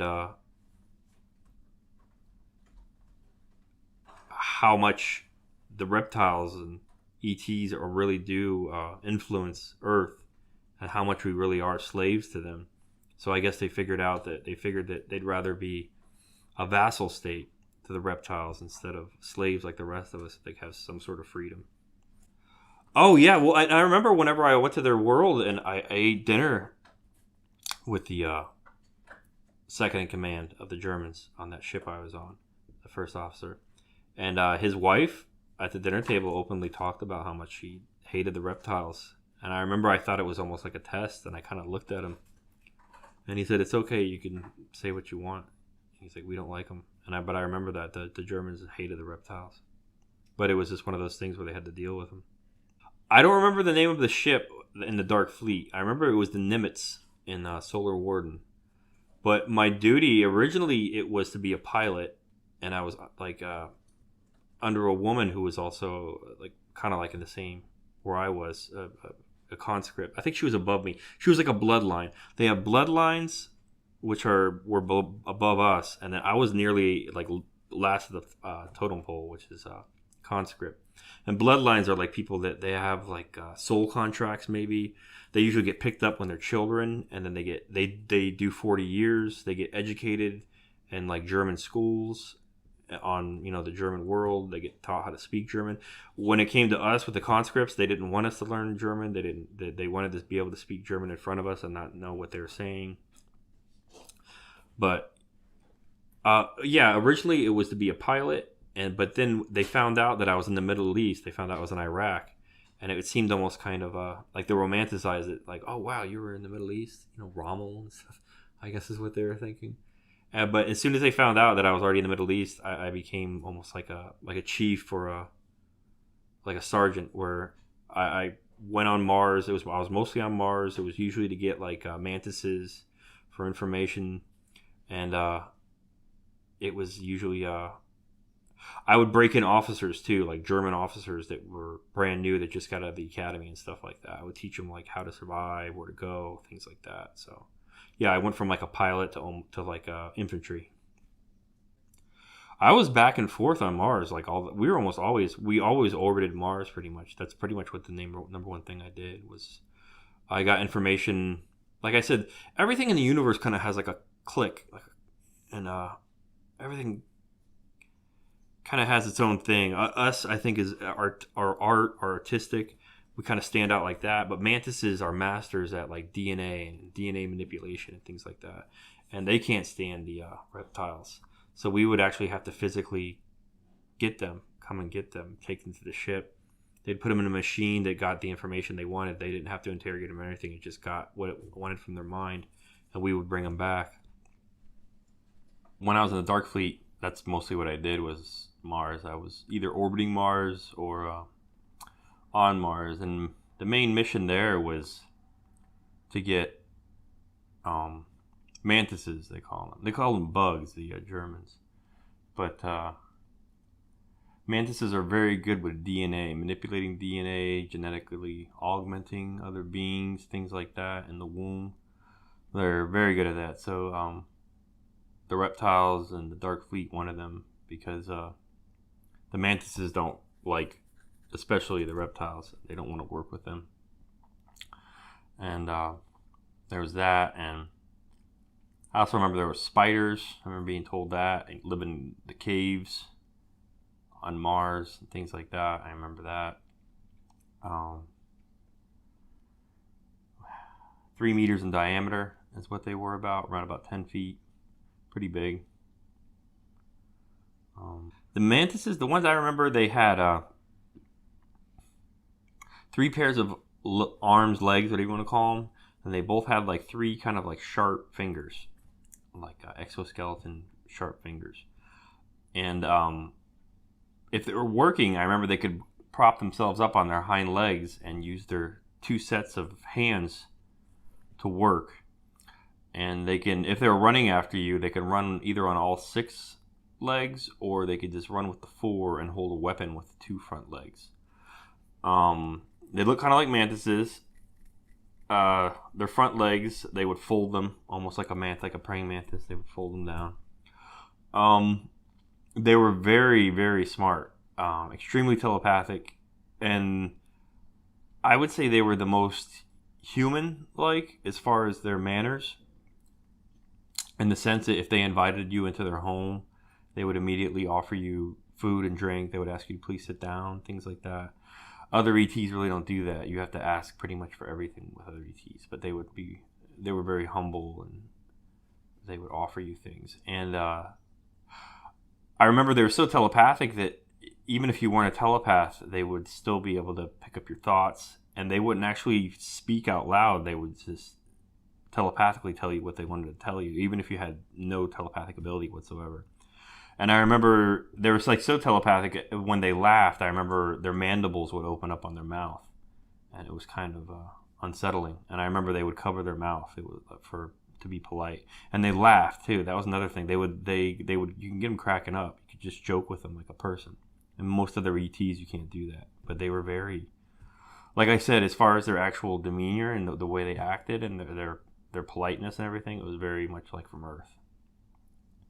I kind of had like a castle doctrine kind of policy with them, in the sense that, your house is your castle, and no one really has the right to kick your doors in and things like that and intrude on your castle. So I had a policy where I would just knock on the door, and if they refused to let me in, I said, well, I'm going to be here for a long time, and I'll be waiting for you. And once you leave your home, I will get you and I'll hurt you if you don't give yourself up right now. And almost always they worked with me, and they were very polite, and they liked the fact that I just didn't, like my very first assignment, I remember I was with another guy, and I was just doing what he told me to do, and he just kicked, he just knocked his way into their home and threw him on the ground and everything else, and was beating him. And I figured that you could get probably more cooperation with them if you just treated them more decently. So I just had a policy where I treated them more polite, and I would never kick their door in, and they seemed to like that a lot, and I got a lot more, that's how I got so much more cooperation from them, was just that. My main job was to just get mantis targets, and I would pick them up, and I would bring them back to the ship, and they would get all the information they wanted out of them.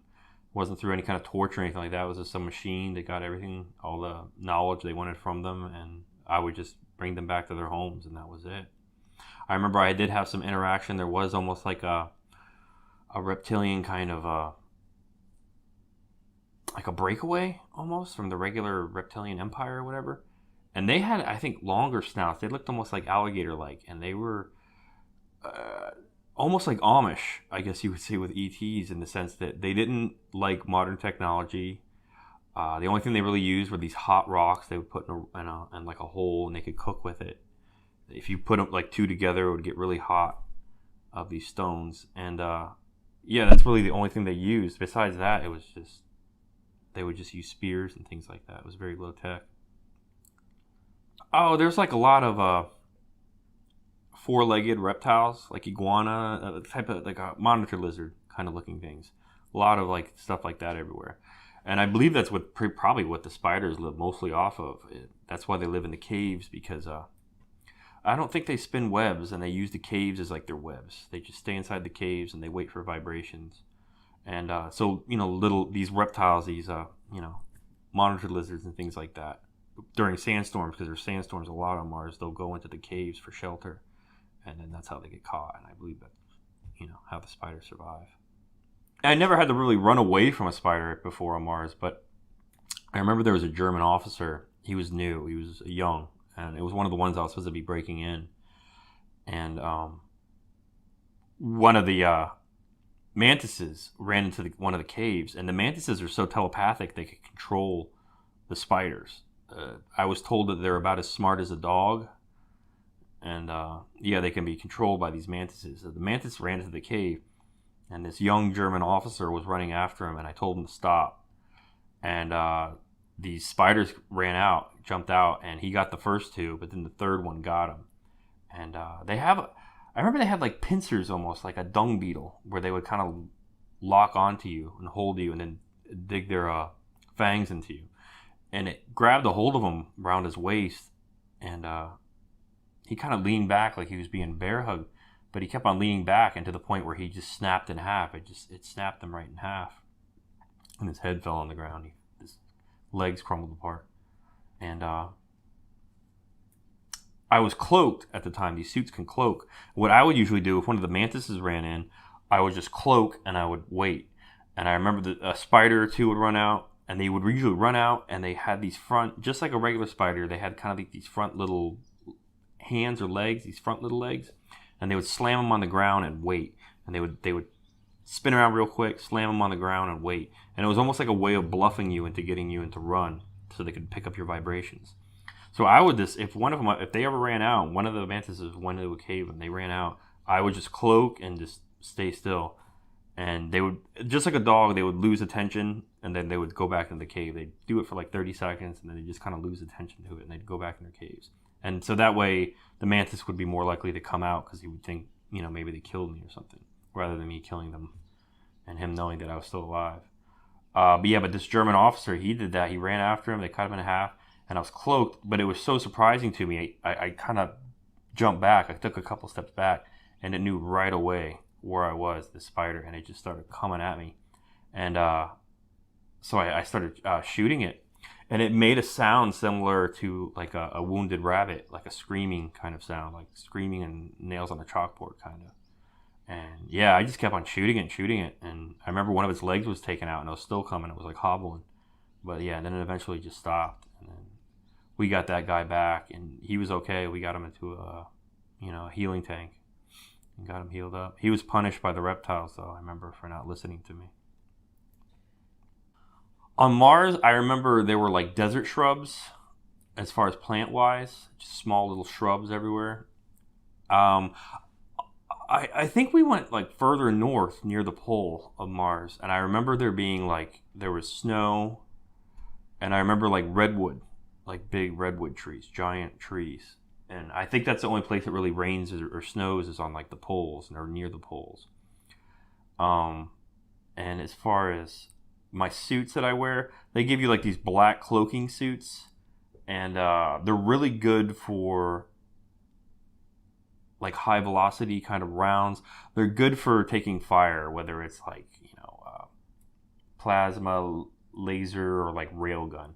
But they're not very good at all at like close combat, getting stabbed, getting cut. They're not really that great at stopping. There's different kinds of armor that ETs use. And the thing about ET tech is it'll do something very special and specific, and it'll do that better than anything else, but it's not really that great on doing other things. And yeah, I mean, but that was a suit.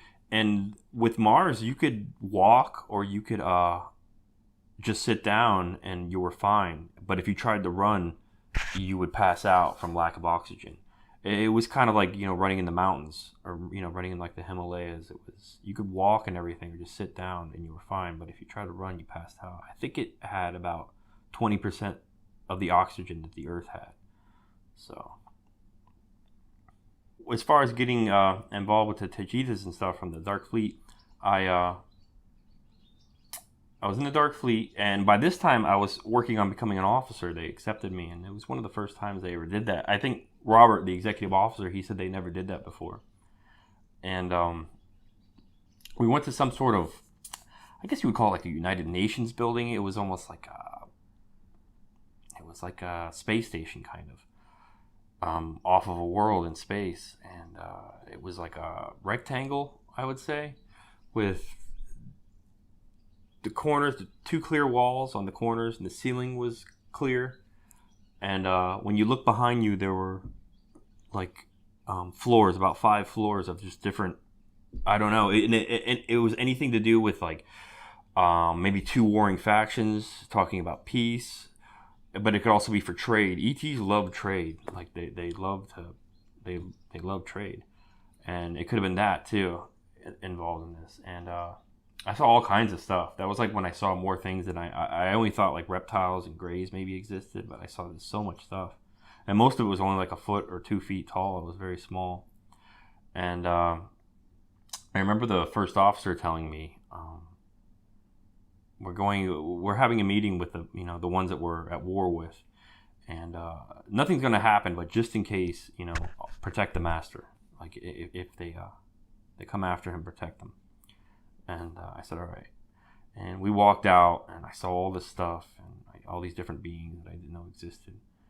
And a man and a woman came up to the master, the head reptile. And they were blonde and blue-eyed, and they were wearing the blue uniforms and everything. And it was like the way they do things usually is it's usually like the female comes up first. I think a lot of ETs are like this, and kind of try to flatter them and get their way that way, being nice and kind and kind of flattering. And that didn't work on the reptile. So and it had to do with, it was talking about like a package. They were like referring to it as a package, and I didn't know what they were talking about. And she was saying like, the package belongs to us, and you took it, it wasn't right that you took it, and you need to get the package back to us. And the reptile said something like, well, we've invested so much time and resources into this package that it now rightfully belongs to us. And so then the man came forward, and he had a smart glass pad, and I guess it had some sort of document on it, and he just started bringing up articles that they violated and things like that, and that they needed he needed to return the package immediately, or it would be considered an act of war. So he read like every line real meticulously, and then he kind of just threw his hands up and he just turned around and walked away. Then the woman came up to me and she said, "You're coming with us now." So I said, "All right." And we went into their ship. It was like a beam ship similar to that, like a Billy Meyer kind of thing. It was like a polished metal kind of saucer. 3 people could be in it. I remember it had beds that came out of the floor, 3 beds. And yeah, I remember that, and they took me there, and then I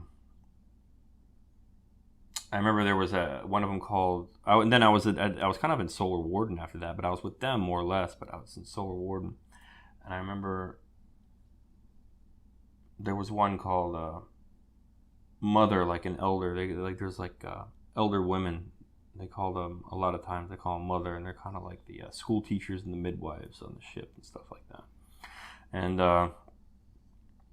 she was kind of testing me. They were basically just trying to see if, the reptiles corrupted me completely, or if I had any kind of, I don't know, saving grace or something. And yeah, she put me through a bunch of tests, and it was almost like a psychotherapy where it was weird. It was kind of like I was reliving these events, and I don't know, it was almost like looking down a timeline but doing it backwards. It was almost like I was kind of watching myself doing things, but it almost like I don't know, Christmas Carol, like an out-of-body experience or something. I don't know. I was just observing myself doing all these things.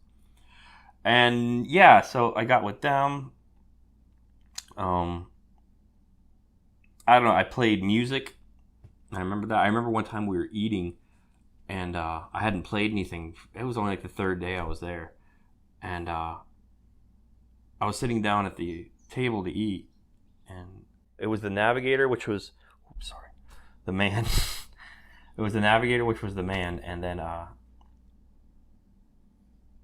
the woman on the right, and I remember Robert told me her name was Swaru eventually, and she was eating, and he was eating, and I was eating, and somehow the reptiles came up, and I said, she said, we knew you were there, but we wanted to keep you there because we wanted you to learn from them. And I remember I said, you mean you knew I was there the whole time and you didn't do anything to try to help me or anything like that? And she said, mm-hmm. She just said it real matter of fact. And I found that it's very insulting. And I just got up and I started playing my guitar. And when I looked up, they were both just staring at me. And they said, how did you do that? They were just amazed. And I think I stood up and I yelled out, like, that wasn't for you, that was for me, you know, and I don't care if I ever see any of you again. I threw my guitar in the bed, and I remember he started yelling at me out loud, and he said, you know I could overpower you if I wanted to, Daryl, you know that, don't you? And I said, fuck you, and I just walked out. And yeah, so it was a rough start, because I don't know, they have this kind of bigger picture attitude in the sense that, you know, they want to get what they want to accomplish. They're willing to look at the big picture to try to accomplish what they want. And they're not above the whole, you know, you got to break a few eggs to make an omelet kind of attitude. As long as they get what they want, they see things more long term than we do and less short term. And yeah, so I mean, started off rough, and then it became better, and then I wound up being with her. I don't know, it's just like a telepathic thing. It's like you can't keep secrets from telepaths. It's like they know what you want deep down inside. And so yeah, that happened, and I was with her. It was Saru, and then I had a baby with her, and I didn't know they do something, and nobody told me.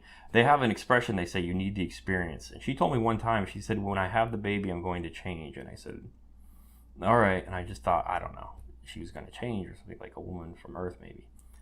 And and then once they tell you once, they're not going to tell you again, and that's it. And then you need the experience after that. And she had the baby, and she just became enthralled by this baby. She just, all it was the baby. She held the baby, was with the baby, fed the baby, that was it. If I did say something to her, she would just say 2 or 3 words to me, and then that was it. And then I wanted to hold the baby, and I tried to hold the baby from her, and she wound up hitting me, like punching me or something like that. And they're genetically augmented the womb as well, so they're about as strong as a strong man from Earth. And she hit me, and it knocked me down. I went to get back up, and I was going to say something like, you know, why did you do that? Why did you hit me? And she just started screaming. And so I just walked out. And I wound up telling the navigator about it. It was bothering me, and I told him. And he said, you need to talk to Elder. And Elder was Mother's husband. And he's kind of like he's like an older man, and very tall. He's very tall. White beard, white hair. He's kind of like I don't know, judge. He's like the courts. If there's a dispute or something like that, he kind of deals with things like that. And so I saw him, explained to him what's going on. I said I didn't know this was. He told me, he's like, when I touched the baby, I was lucky she didn't bite my face. And I said, is that something common they do? He said, yes. And I said, well, why didn't anybody tell me this? He told me that they go into kind of like a state where it's like a bonding with the baby, and they stay that way for months, like about 10 months they stay that way. And I said, why didn't anybody tell me that? And eventually he said, you're right. He said, somebody should have told you this. And I think I even said out loud, like, oh, thank God. Like, thank you. Like, somebody finally agreed with me. And I said, and then he said, well, you know, this other woman, she just came to the ship. And I said, nah, you know, I don't want to do that. I want to stay with, you know, Smaru. And he said, that's just the way it is. And that's just kind of like, he even went, well, that's just the way it is. He said it like that. And so I was like, well, then I became involved with her, this other woman. And what it is the women do this like 10-month bonding process. And then the men, they rut. They kind of go into like the male equivalent of going into heat. like every 6 months for about 2 weeks. So it's like she's bonding, he's rutting. So it's almost like they kind of evolve to have this more than one partner. It's not like a social thing or anything like that. It's just the way they are, like physically. So yeah, that happened, and then I wound up getting back with Haru, and I was with both these women, and I went to. I was just on the ship for a long time, and it just became, I just became part of them. How did I get to the world? I got to the world just we arrived, and I remember it was the first time she said, "Look up, you can see the ship," and it was the first time I saw the actual starship.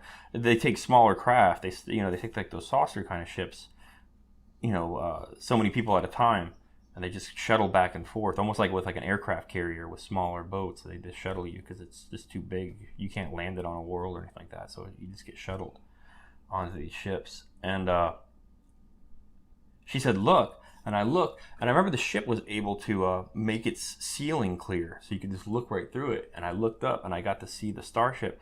And Robert told me it looked like one of the ships from Battlestar Galactica, and it looked similar to that. It had like the buttresses on the side for propulsion system and things like that. But it was like a really dark haze gray, almost black. It was just like a deep dark, like what they paint, planes and ships and things like that. They paint them that gray, so it looks like the haze of the horizon. It's a form of camouflage. So it was kind of like a haze gray, but much darker, almost black. And yeah, I saw that. And as far as their own home world, what do they do? Things like that? How do they dress?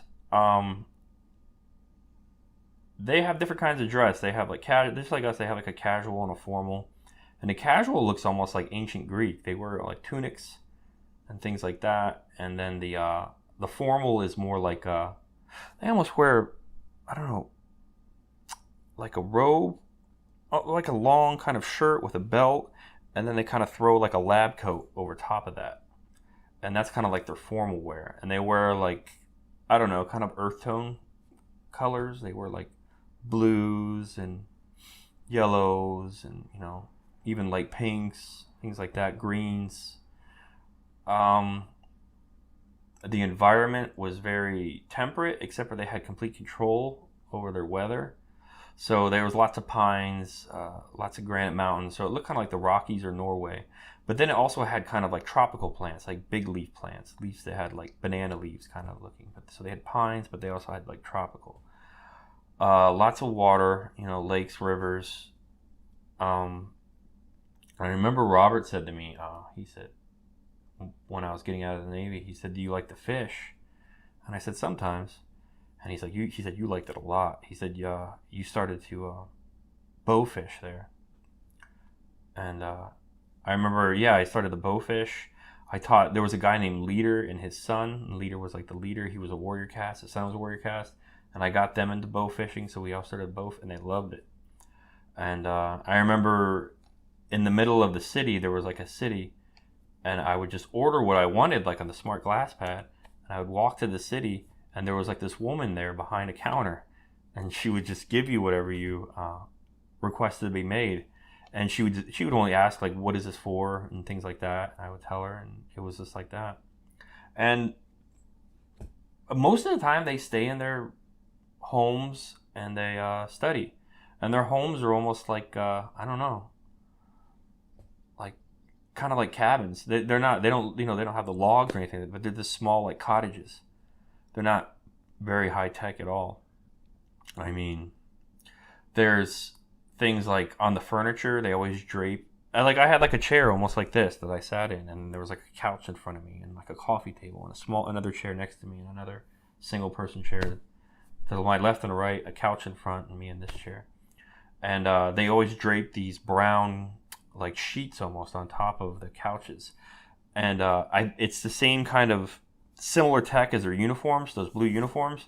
But what it does is it eats the skin cells and things like that. So things like dust really isn't a problem. They don't get that dusty. They don't get dirty. There's all these kind of preventive maintenance kind of things where they don't really get that dirty to begin with, so there's not really much necessary need for cleaning. They love fish. I didn't really see them eat big game or anything like that. I didn't see any like kind of cows or deer or anything like that. But they eat fish a lot. They're mostly fruit and vegetable. On the ship, they eat only fruit and vegetable. They want it to be extremely fresh within 20 minutes after picking it. They say that's part of their longevity, why they live so long, as they eat extremely fresh food. And but they couldn't have a hatchery on the fish. It would just be too big. It wouldn't be feasible. And so they just drink like a type of blue liquid with their meal while they're on the ships, and that's like that gets all your amino acids, fatty acids, proteins and things like that, animal proteins, because they don't eat fish. And I remember about a third of the ship is like a hydroponics farm, and I remember they called it service.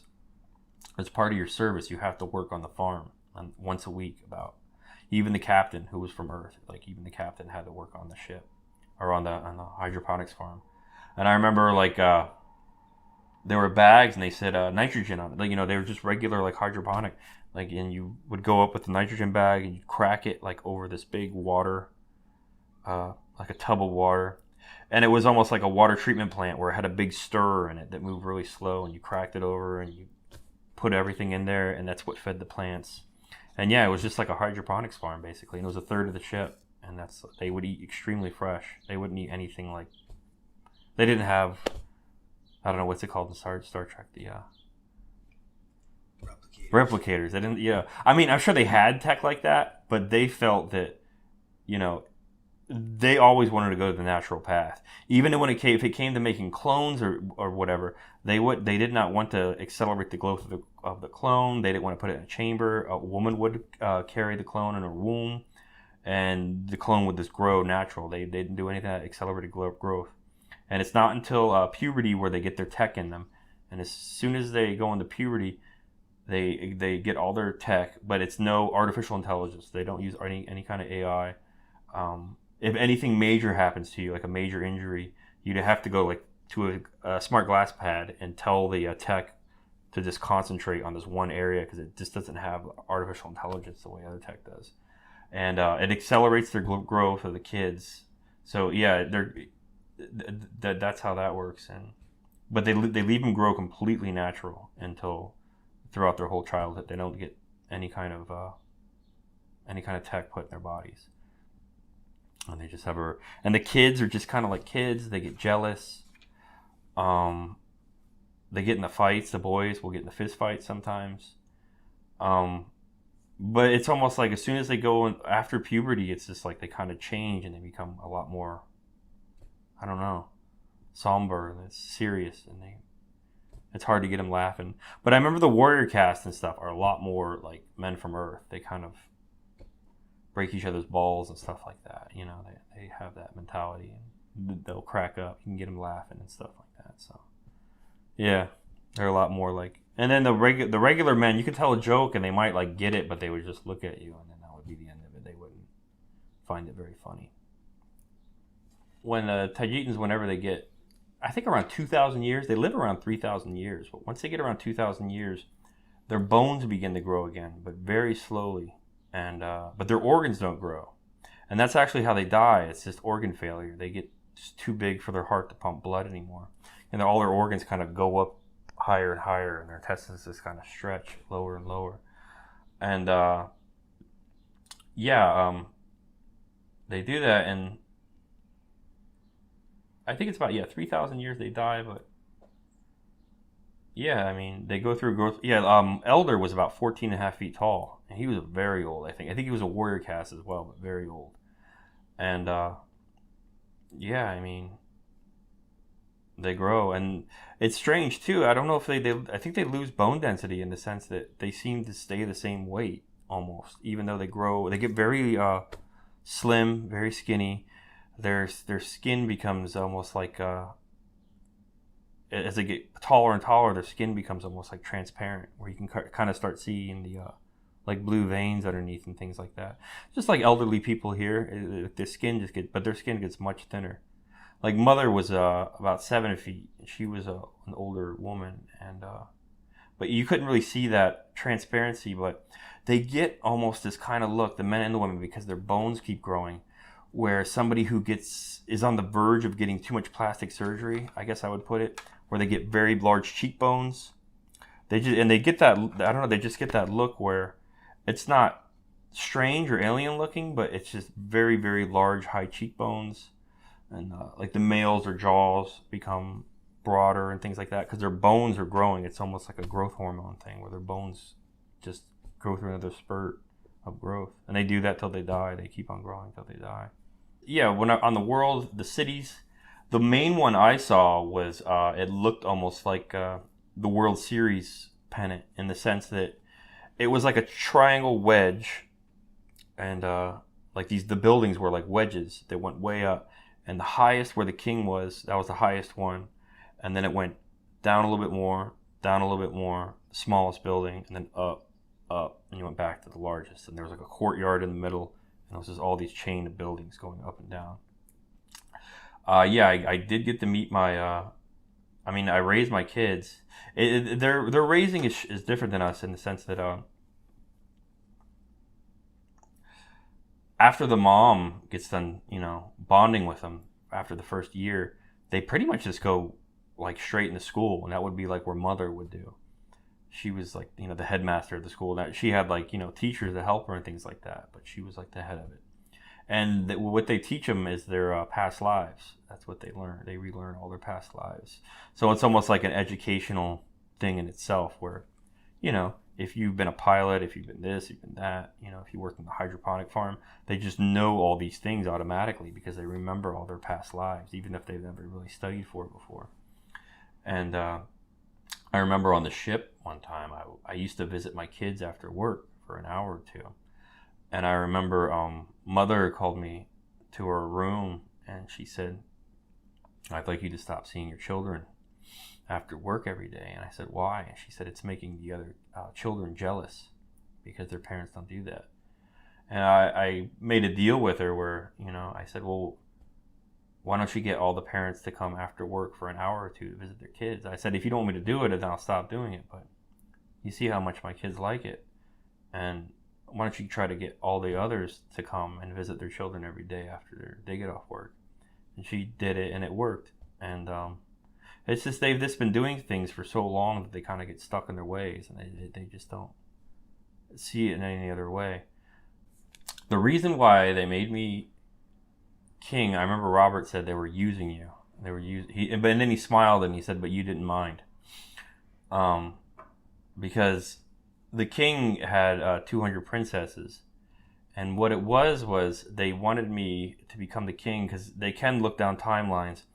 And the two women I was with at the time, I was with Leader, like female Leader, and I was with Swaru, and I was with them at the time, and I didn't want to leave them. I was happy with them, so I didn't want to leave them. And they figured that, if they worked on my ego and made me the king or whatever, I would just kind of fall into place and do what they wanted me to do, which was, they wanted less than 2% of the people of Earth are genetically compatible enough with them to have children. And so when it comes around, they try to take advantage of it because they're kind of genetically stagnant. They're such an old species, and they've just stayed with themselves. And they're not inbred, but they're genetically stagnant. They're kind of like Iceland or whatever, like the people there and stuff. They're trying to get other people into their gene pool, and that's what it was. And I remember one time I was with the Queen, and I said, "Why do I have to sleep with so many women?" Because I was just getting tired of it. And I remember she said, "To ensure the survival of your lineage." And that was her response. And yeah, that was it. And I remember I asked the king, after the king took his power back, and I asked him, I said, "Why'd you do that? Why did you lie to me? I didn't like being manipulated like a kid." And he said, "We didn't think you would do it if we told you the truth. So we just did it like that." And that's what it was for. It was just, they looked down my timeline. They pretty much figured that I wouldn't be willing to do it unless, they played on my ego. And that's how it worked. Now, they weren't necessarily all my children or my kids to begin with. I just kind of said that in the sense that, you know, they're from Earth, I'm from Earth, they're my kids in that sense. What it was Aquino was torturing me for so long, the reptile that possessed Aquino, the body of Aquino, whatever that is. And like I said, when you come out of that density chamber, you go through a temporary kind of amnesia, and I didn't know what was happening. I thought I woke up in like a nightmare, and I was being tortured by, you know, snake monsters and stuff like that. I didn't know what the hell was happening. And it kind of just came to, and I just kind of got a moment of clarity, and I said, oh, right, this is who I am. I forgot. And I told Aquino, I said, you've committed an act of war. I said, I'm the king of the Tahitians, and you committed an act of war. And they did that. ETs do like a kind of their war is like cat and mouse time travel and things like that. So it was like they knew that I was going to be killed, and they knew I was going to be tortured for poking that one reptile in the eye. That's like punishable by death as far as they're concerned for a human to touch a reptile. But even if it is like a warrior caste or a working caste, but it was a way to keep me alive, and not only to keep me alive, but it was also a way to like legally declare war on them, because even they themselves have a really, believe it or not, like convoluted kind of law system the way we do. Contracts are extremely important to them. You have to follow contracts. There's something called the balance, they call it, where it's like karma, you know, and if you don't do as you say you're going to do, you know, they'll say things like, you know, but you must think of the balance. In other words, you know, this is going to come back to get you in the end. And I mean, like I said, I have memories of going to the mines and clearing them out and things like that. Or not the mines, I'm sorry, the caverns where the children are kept, you know, deep within the earth, deeper than the underground bases. And yeah, I mean, I was talking to Robert, the executive officer, and I asked him if this place, you know, where I was at, St. Maughan, would it be cleared? He said, we're working on it. And it was difficult to gauge what he meant by we're working on it, because he time traveled so much.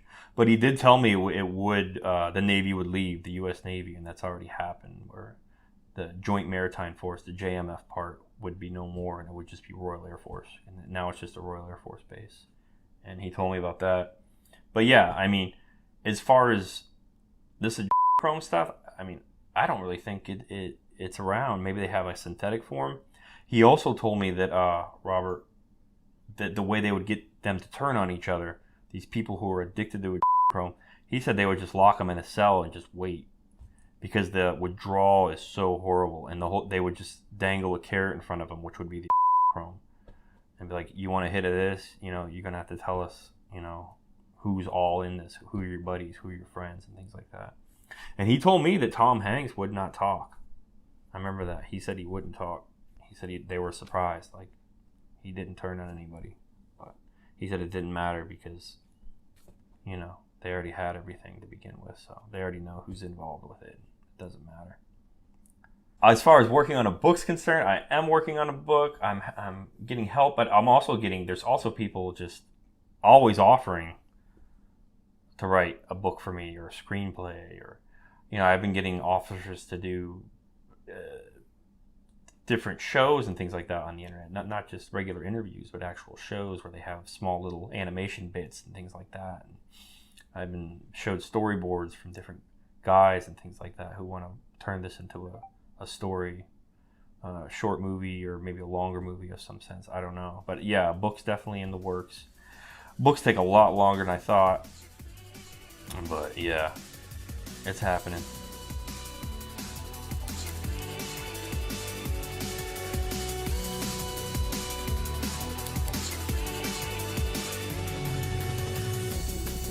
Please consider supporting Super Soldier Talk by purchasing your own Neo Meditation device.